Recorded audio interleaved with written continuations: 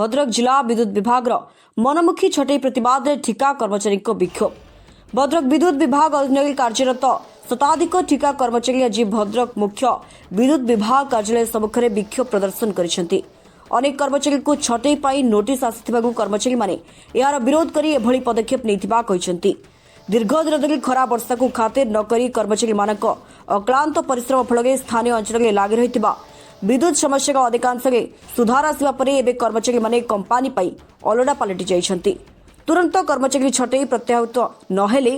आगामी दिन में आंदोलनकारी आहुरी तीव्रतर करने को मिलित संघ पक्षर चेतावनी दी जाइछि। मो ना है प्रभाकर प्रधान कलिंग यूनियन मु डेप्यूटी जनरल सेक्रेटरी अच्छी। तो मोर कहवा अनुसार जो टाटा पावर जो पोस्टिंग देछि हमर वर्कर साइड रु आज से छटई करछि। अरे भाई टाटा पावर तुम जो रेगुलर तुम जो टाटा पावर तुम पोस्टिंग दे तुम आमको कैफियत दियो जे तुम मैनेजमेंट साइड तुम केते पोस्टिंग देछ पिला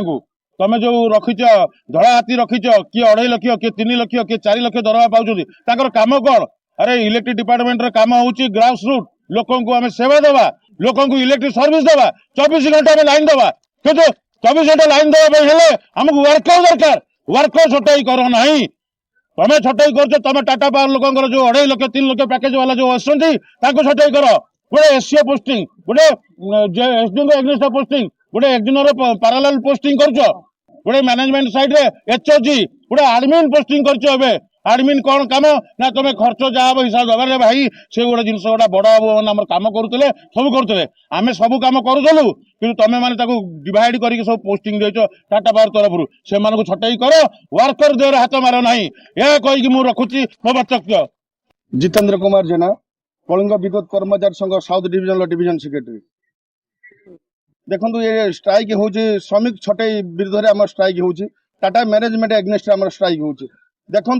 जो मैंने दीर्घ 2004 मसीह बिना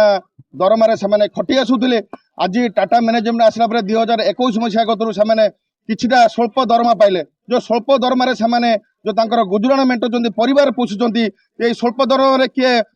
भौणी बाहर कर किए गोटे घर बनई हाउस बिल्डिंग लोन आनी किए ता भाई की पाठ पढ़ाऊँ कि वृद्ध बापा माँ को मेडिसिन खर्च कराऊँ मासक 4000 5000 मेडिसिन खर्च कर श्रमिक मारण नीति आरंभ कर टाटा पावर। तो ता एग्नेस्ट आमर हूँ विरोध विक्षोभ हूँ आज 2 घंटिया धारणा अच्छी या जदि टाटा मैनेजमेंट आम कथा न शुणे श्रमिक मान कथा न शुणे तो आग को तीव्रतर आंदोलन हम। मो ना प्रशांत कुमार जेना कलिंग भद्रक यूनियन मुझे असिस्टेंट जनरल सेक्रेटरी। आज जो शांतिपूर्ण स्ट्राइक आम जो 2 घंटिया पालन करमर जो अध्यक्ष जंत्री ऑफिस सामने यह हूँ एक स्पर्शकातर विषय। कारण जो पिला माने टाटा पावर विगत 15 वर्ष 20 वर्ष किए 5 वर्ष किए 10 वर्ष काम कर आसुले से बिना नोटिस रे बिना कौन कारण दर्शा नोटिस रे बिना कौन रिजन रे से चाकरी छटई करदे नोटिस देती। यही मासर लास्ट पर्यटन चाकरी होची जोटा कि संपूर्ण भाव में बेआईन जिनस तांकर कहवा कथा से कस्ट कटिंग रे पिला काटुचंती। मो कहवा कथा विगत टाटा पावर आसला पर विगत 4 वर्ष 5 वर्ष हम आम देखी आसु आम फिल्ड रे काम कर लाभ दे टाटा को आम लाभ दे खाउटी मान आग भाया ना सचेतन है कलेक्शन भी भल दौरान बिना लाइन कटारे